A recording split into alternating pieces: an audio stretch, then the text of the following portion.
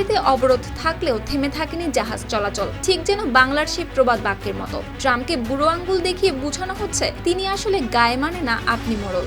মার্কিন নিষেধাজ্ঞার মধ্যেই এই পথ পাড়ি দিচ্ছে ট্যাঙ্কার, যা পরিস্থিতিকে করে তুলেছে আরো জটিল ও স্পর্শকাতর।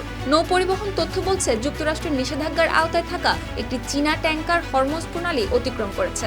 রয়টার্সের প্রতিবেদনে বলা হয়, মঙ্গলবার এই জাহাজটি ওই নৌপথ পার হয়ে বেরিয়ে যায় উপসাগর থেকে। এলএসইজি মেরিন ট্রাফিক ও ক্যাপলারের তথ্য অনুযায়ী অবরোধ শুরুর পর এটি প্রথম জাহাজ যেটি পাড়ি দিল এই পথ।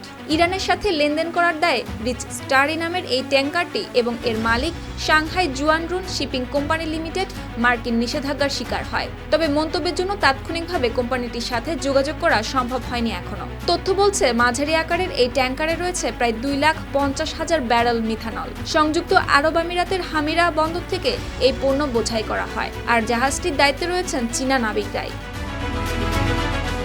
এদিকে একই দিনে আরেকটি নিষেধাজ্ঞাপ্রাপ্ত ট্যাঙ্কার মুরলি কিষান হরমুজ প্রণালীর দিকে রওনা দেয়। ধারণা করা হচ্ছে এটি 16 এপ্রিল জ্বালানি তেল বোঝাই করবে ইরাক থেকে। এই জাহাজটির অতীত রেকর্ড বলছে এটি আগে রাশিয়া ও ইরানের তেল পরিবহনে যুক্ত ছিল।